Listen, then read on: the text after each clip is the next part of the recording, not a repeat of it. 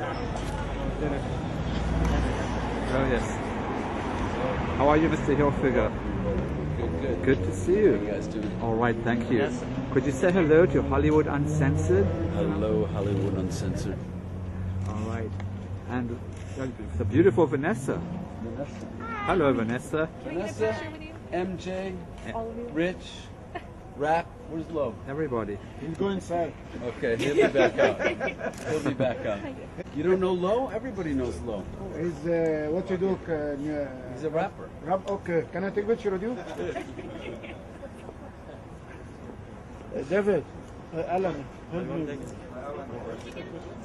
Yeah.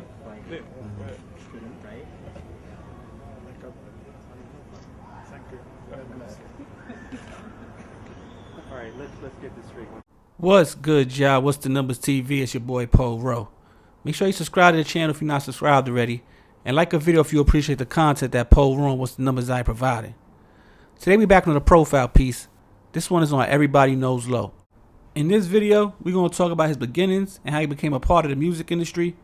After that, we will speak about his time in LA and some of the celebrities that he would call his friends. Then, we will speak about the different times Lo would make news headlines for a variety of different reasons, before finally breaking down the details surrounding the situation where Lo would end up losing his life. Everybody Knows Lo, aka Young Lo, real name Noel Grissom, is from Fort Wayne, Indiana. Growing up, he had a love for basketball, and with being 6'7" in height, was looked at as a talented Division I prospect during his high school years. He also had a passion for music as he was writing and producing songs that made it to local radio while still living in Indiana.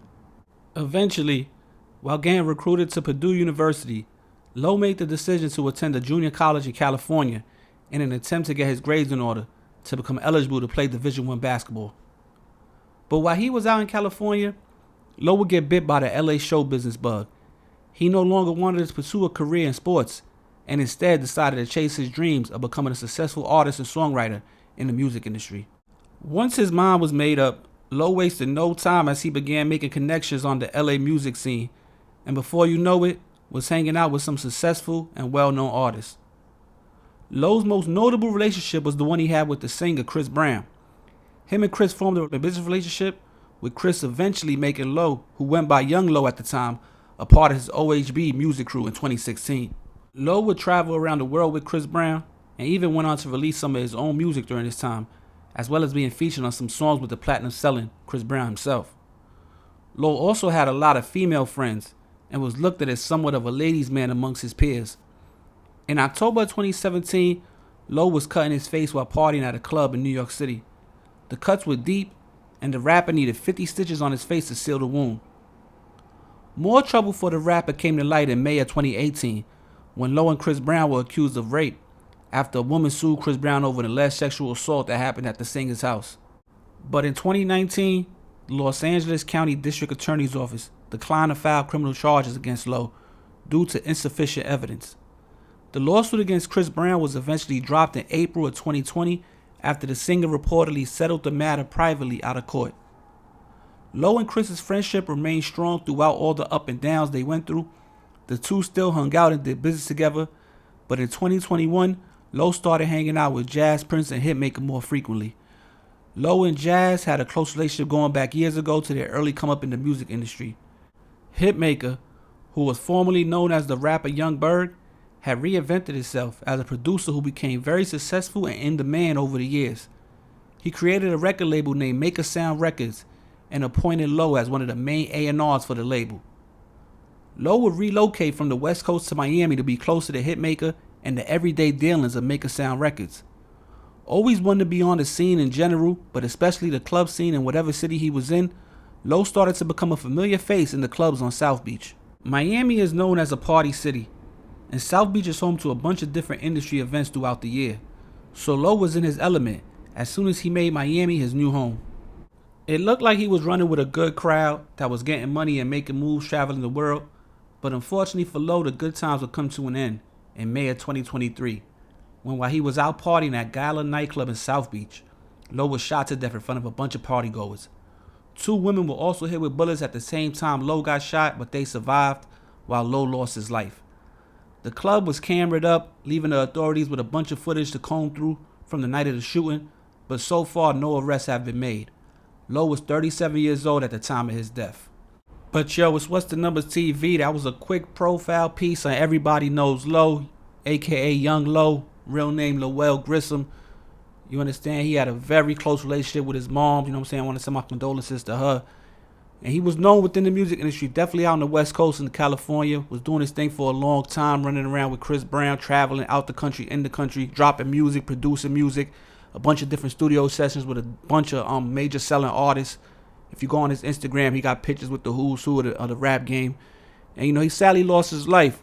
Now, when you're attached to a big artist like a Chris Brown, you know, you're gonna know a lot of different people because you might be the go-between. Everybody can't get next to the artist, so, you know, they might bring the business or they might bring the conversation your way in an attempt to get closer to the big artist like a Chris Brown or something like that. So, you know, he knew a lot of people. Also, he knew a lot of females. He looked like, you know, was somewhat of a ladies' man. You know, a lot of females, you know, paid their respects when he passed away. He did have a son. You know what I'm saying? So he, you know, he was doing his thing for a minute. Now, the whole thing, there was rumors about him, you know, cooperating back when that situation in New York happened, when he got cut. I remember personally me seeing somebody call him a rat over, you know, basically telling on who cut him. From what I remember, the situation was over some coats that I think Chris Brown was gifted or was supposedly wasn't gifted, but they gave him some coats and Chris Brown didn't pay for the coats. I think he had one, Low had one. And, you know, I think something to that extent, because I remember seeing somebody calling him a rat on Instagram and all that. Somebody went to jail behind cutting him. So I remember that whole situation was real big when it came to that, over that situation. It was over some coats. Some coats didn't get paid, or some coats was like given for a video or a photo shoot and they ended up leaving with the coats. Something like that with some coats happened. I guess he got cut in the club. According to the dude that went to jail for it, he cooperated. And I remember seeing that all on the internet at the time. Wasn't really too much after that. But at that time, it was, especially in the New York circles, I remember seeing that on the internet. Now, another thing is that to get killed in the club like that, in the open, you know, it was crazy to say the least. It makes you wonder what the reason is. It definitely looked targeted. You know, it could have been, who knows, it could have been anything. Like I say, he was a ladies' man. You got the whole situation about, you know, the New York situation. You got a bunch of different things. California is a crazy place. Miami's a crazy place. Even though it's all glitz and glam out there, it's beautiful, there's always some underlying, you know, shit going on out there. And that's just, it is what it is. But at the end of the day, I really don't know what the hell's going on when it comes to that specifically. But I know it's a lot of different things, you know, attached with, you know, Lowe's name. So, you know, on that note, man, we're going to keep it pushing. This is What's the Numbers TV. This is another profile piece. You know, young Lo, everybody knows Lo. You know, I'm Poe Rowe, man. I hope y'all appreciate the content we providing, man. 95,000 strong. We about 5,000 away from 100,000. And we coming with the content, man. New profile pieces on the way. New interviews. You know, new content, different topic discussions, all type of stuff. The Instagram's going crazy. We're going viral over there. Go check it out. What's Numbers TV. Follow my co-host, Batty Bills. Salute to my other partner in the channel, Federal A. And, you know, we doing our thing out here, 2024. Be on the lookout for What's Numbers TV, man. On that note, I'm out of here. Poe Rowe, What's Numbers TV. Peace.